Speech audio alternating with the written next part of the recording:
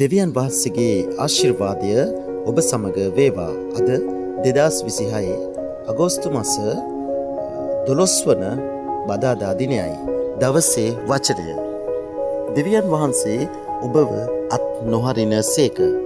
හේබ්‍රේව 13 වෙනි පරිච්ඡේදයේ 5 වෙනි පදය මෙසේ පවසනවා. මම කිසිසේත් ඔබව අත් නොහරිමි එහි සඳහන් වෙනවා. ආදරණීය සහෝදර සහෝදරියනි, ජීවිතයේ සමහර අවස්ථාවල අපට දැනෙන්න පුළුවන් අප තනි වෙලා වගේ කියලා. අපි විශ්වාස කළ කෙනෙක් අපෙන් ඈත් වෙන්න පුළුවන්. අපි බලාපොරොත්තු දෙයක් සිදු නොවෙන්නට පුළුවන්. ප්‍රශ්න එකින් එක පැමිණෙන්නට පුළුවන්. නමුත් අද දෙවියන් වහන්සේගේ වචනය අපිට ඉතා බලවත් පොරොන්දුවක් ලබා දෙනවා. මම කිසිසේත් ඔබ අත් නොහරිමි උන්වහන්සේ පවසනවා.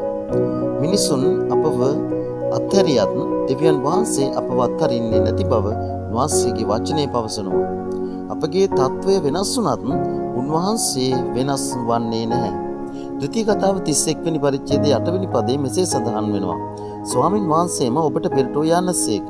උන්වහන්සේ ඔබ සමග සිටිනසේක. ඔබ අත් නොහරිනසේක. ඔබ අහක නොදමනසේක. අද ඔබ මුහුණ දෙන තත්වය ඔබට තේරුම් ගන්නට බැරි වෙන්න පුළුවන්.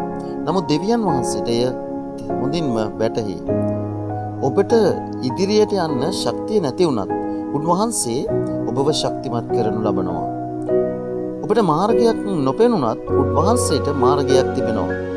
එනිසා දෙවියන් වහන්සේ ඔබගේ හදවතට මේ වචනය තබා ගන්න කියලා පවසනවා. මම තනිවම නොවෙමි. දෙවියන් වහන්සේ මා සමග සිටිනසේක. ගීතාවලිය 46 වෙනි පරිච්ඡේදයේ 1 වෙනි පදයේ පවසන්නේ දෙවියන් වහන්සේ අපගේ රැකවරණයත් බලයත් ය. කරදරවලදී ඉතා සමීප උපකාරකාරයෙකි. එබැවින් බිය නොවෙන්න, අධෛර්ය නොවෙන්න. අද දවස දෙවියන් වහන්සේ කෙරෙහි විශ්වාසයෙන් ආරම්භ කරන්න. ස්වර්ගික පියාණනි, අද අප සමග සිටින බවට ඔබ දුන් පොරොන්දුවට ස්තුතිවන්ත වෙමි. අපගේ බිය, කනස්සල්ල සහ අපට තේරුම් ගත නොහැකි සියලු දේ ඔබගේ අතට බාර දෙමු. අපවත් නොහරින ඔබ කෙරෙහි විශ්වාස කරමින් අද දවස ගත කිරීමට ඔබට ශක්තිය ලබා දුන මැනව. යේසුස් ක්‍රිස්තුස් වහන්සේගේ බලවත් නාමයෙන් යාඥා කරමු. ආමේන්. ඔබට ආශිර්වාදයෙන් පිරුණා වූ අනර්ග දවසක්. යේසුස්